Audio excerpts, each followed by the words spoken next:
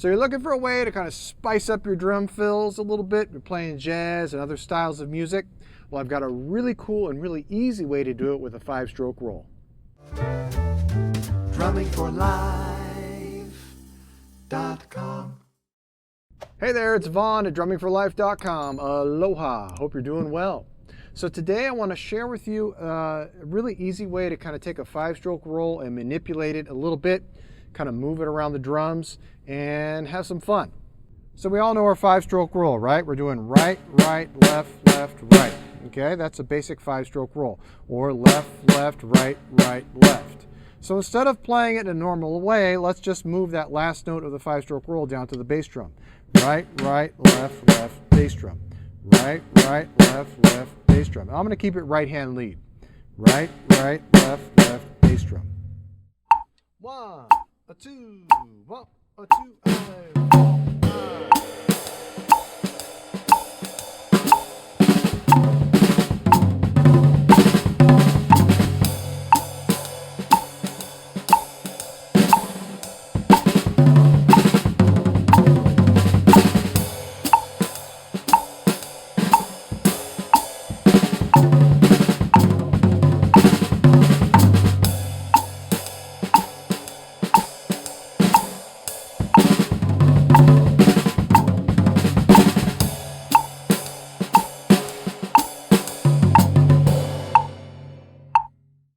So what the heck am I doing there? Well, it's actually not so complicated, but before I explain it to you, I want you to also understand how I'm using my metronome. You might have noticed that I'm not using the metronome as we normally would, where we play it with quarter notes. I'm actually assigning it to counts 2 and 4. It's going 60 beats per minute right now, and I just assigned those clicks in my mind to counts 2 and 4. So my hi-hat is always playing with the click. All right, so what am I doing with the 5-stroke roll? Starting it on count 1. So it's like this. 1, 2, 3, 4. 1, 2, 3, 4. 1, 2, 3, 4. 1, 2, 3,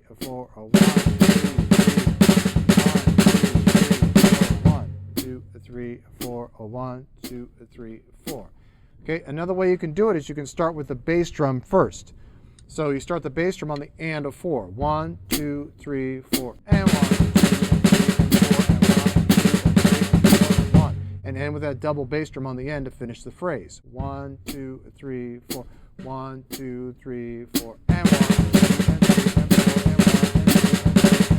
1, 2, 3, 4, 1, 2, 3, 4, and 1.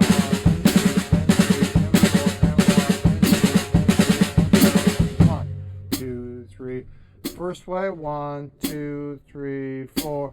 1, 2, 3, 4. 1, 2, 3, 4. 1, 2, 3, and 4, and 1, 2, 3, 4, and 1, 2, 3, 4. 1, 2, 3, 4. 1, 2, 3, 4. 1. So kind of a cool fill. And then the next step is to kind of just take it and kind of work it around the drums any way you want. Just move your hands around. And you know, with any new pattern you're working on, I encourage you to just get out there and start working it around the drums as soon as possible. In the old days, we kind of focus on the snare drum by itself. But one of the problems with that approach is that when we go to move our arms to other drums and cymbals and things, it's actually kind of like our brain has to relearn everything because the muscle memory is different, the arm placement is different, the sound is different. So if we start off right out of the gate, you know, get it kind of solid on the snare, but then as quickly as you can, get out there and play it around the drums.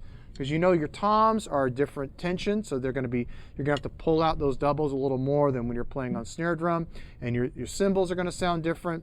So, and I encourage you when you're moving around the drums, really play it everywhere you can. You know, play it on the hi-hat, play it on your cymbals, play it on your tom-toms and your snare drum.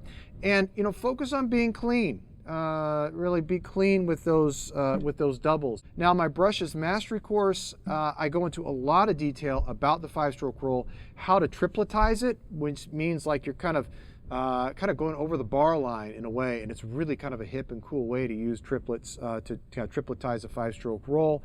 I also talk about how to displace it by an 8th note, which is another way. It's really, really fun. lots of different things, ways I teach to use a 5-stroke roll with brushes, but it's actually applicable in sticks on the drum set kind of context as well. So if you want to check that out, it's at jazzdrumschool.com. So I'm going to play again along with a click, 60 beats per minute, assigning that click to the 2 and 4 on the hi-hat. And I'm going to kind of work it around the drums and give you some ideas of kind of what you can do with it in kind of a more of a melodic sense, I guess, across the drum set. 1, 2, 1, 2, 3.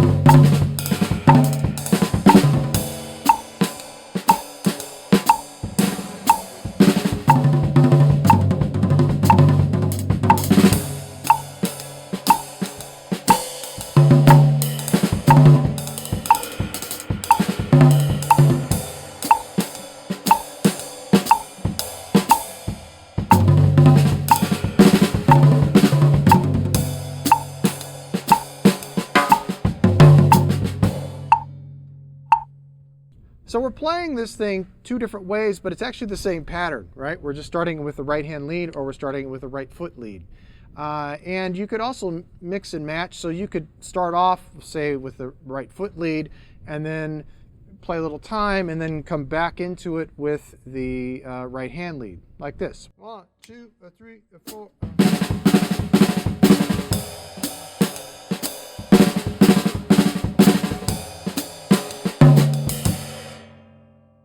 So there you go. I hope that's useful for you in creating some new fun and interesting drum fills. And I'm using it in a jazz context because I teach a lot about jazz, but you can actually use it in lots of other styles of music as well. Again, thanks so much for watching. And as I always say, keep on drumming.